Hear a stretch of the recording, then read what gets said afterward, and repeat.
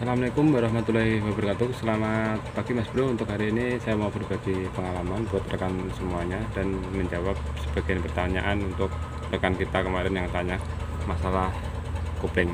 Jadi untuk kali ini saya mau berbagi pengalaman untuk cara menyetel kopling supaya kampas kopling itu awet. Kampas kopling, baik kampas kopling maupun drop laker itu awet, nggak cepat rusak. Dan untuk kampas kopling juga nggak sering selip. Jadi caranya seperti ini. Untuk kopling, untuk penyetelan kopling yang bagian bawah, jadi ini setutannya. Jadi untuk cara menyetelnya kita kendori dulu.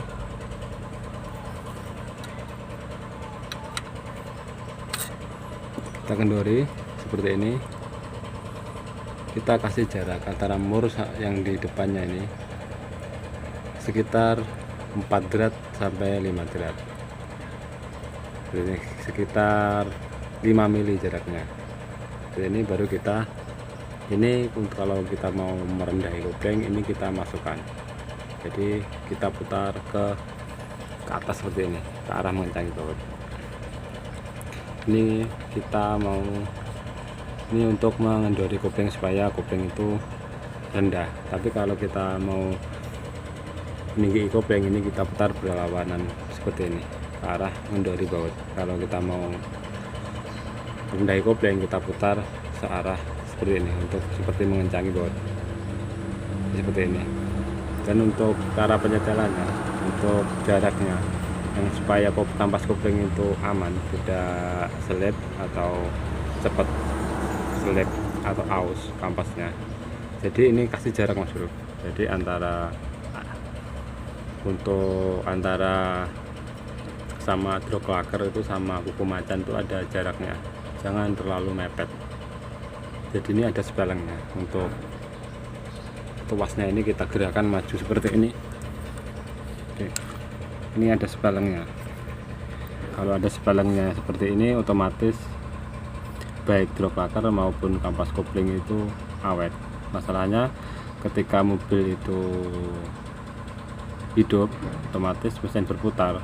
Kalau ini ada spelengnya otomatis drop laker akan diam kalau kopling ini rendah. Begitu juga kalau kita terlalu kencang otomatis drop laker akan mepet ke kuku macan. Jadi untuk drop laker itu ikut berputar, dan kalau itu dibiarkan lama-lama grease yang di drop laker itu habis. Masalahnya untuk bagian drop laker itu tidak bisa di grease lewat luar seperti itu. Jadi grease-nya sudah bawaan di sana, kalau kita beli sudah ada grease-nya. Jadi supaya awet untuk drop lakernya, usahakan untuk penyetelan kopling ini ada spelengnya, kira-kira 5 mili sampai 10 mili. Tapi kalau 10 mili itu terlalu rendah, tidak apa-apa kalau terus 10 mili. Yang penting driver itu nyaman bawahnya. Untuk saya pribadi memakai di 5 mili Mas Bro spelengnya. Masalahnya tergantung supirnya. Kalau supirnya orangnya tinggi otomatis nggak mungkin kita setel agak terlalu tinggi, kita setel agak terlalu rendah, tergantung supirnya. Kalau supirnya agak rendah, jadi kita agak tinggikan dikit untuk koplingnya. Jadi kita kasih jarak 5 mili. Yang penting ini ada spelengnya untuk tuasnya ini. Tujuan kita untuk penyetelan ini supaya agak renggang itu, supaya Mas Bro, begitu kita lepas kopling jadi drop laker itu langsung kembali. Jadi tidak ada tekanan antara drop laker sama kuku macan tuh, tidak ada tekanan. Jadi kalau kita lepas pedalnya, full kita lepas, jadi jaraknya itu ada antara kuku macan sama drop laker itu ada jaraknya. Tapi kalau terlalu mepet seperti ini, otomatis itu mesin itu bunyi atau mesin berputar, otomatis drop laker akan berputar dan mengakibatkan drop laker itu akan cepat rusak karena grease yang di dalamnya akan cepat kering. Makanya itu kita setel untuk bagian penyetelan ini harus ada spelengnya. Jadi seperti itu. Dan untuk rekan kita kemarin yang tanya masalah penyetelan untuk kopling bagian bawah ini katanya pernya ini setelah diganti per ternyata koplingnya nggak mau masuk.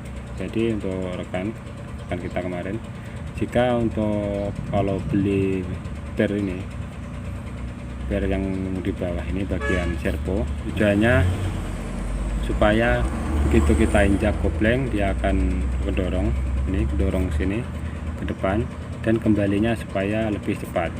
Tujuannya per seperti itu. Jadi drop plugger itu akan kembali ke belakang lebih cepat supaya tidak terjadi selip kopling. Kalau drop plugger itu kembalinya lambat, otomatis dia akan mutar terus, jadi kopling itu tidak akan langsung kembali ke belakang. Makanya dikasih per seperti ini, tujuannya drop bisa kembali di posisinya semula, jadi tidak nempel di kuku macannya.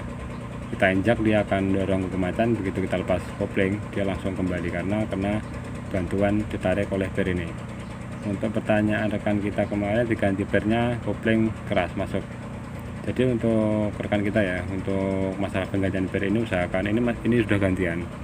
Kalau per yang tidak bawaan dari pabrik atau yang kita beli di luar, itu otomatis per ini akan keras, tidak seperti per orinya. Kalau per orinya ini akan lemas untuk pernya, tidak terlalu keras.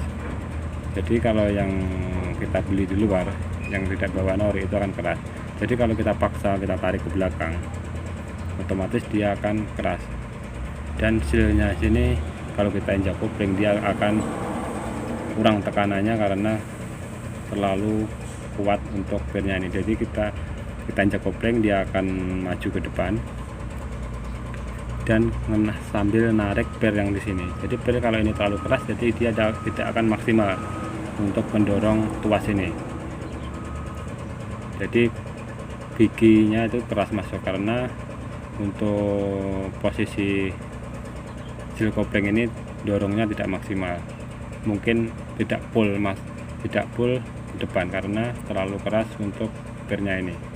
Jadi bisa diakali, bisa dikendorkan lagi, ini bisa dipanasi, bisa juga seperti ini saya ikat pakai kawat las, agak kita panjangin seperti ini supaya daya bekasnya ini ringan, tidak terlalu berat untuk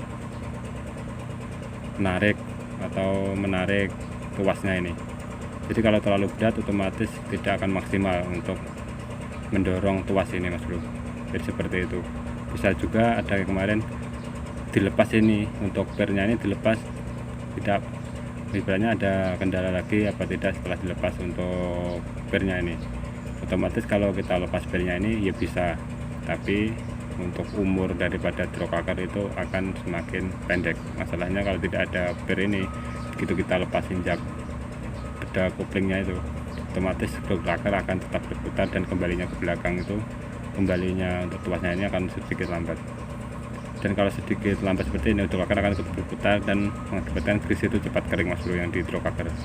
Jadi seperti itu untuk masalah penyetelan kopling. Sama masalah kita kemarin yang ada pertanyaan rekan kita setelah penggantian per kopling bawah servo ini, gigi keras masuk, yaitu bisa jadi untuk pernya terlalu keras dan sealnya ini sudah mulai aus. Jadi untuk mendorong tuasnya ini, karena sambil narik pernya ini terlalu keras, otomatis dia akan tidak sepenuhnya mendorong ini, makanya kopling akan keras. Jadi coba diakali dulu, agak cari kawat atau bisa dipanasin, agak dipanjangin atau diikat kawat supaya pernya ini lebih lemah untuk nariknya. Kalau terlalu kita tarik ke belakang, otomatis dia akan terlalu kuat nariknya. Jadi seperti itu, Mas Bro. Oke, semoga bermanfaat video dari saya. Untuk kurang lebihnya saya mohon maaf. Assalamualaikum warahmatullahi wabarakatuh.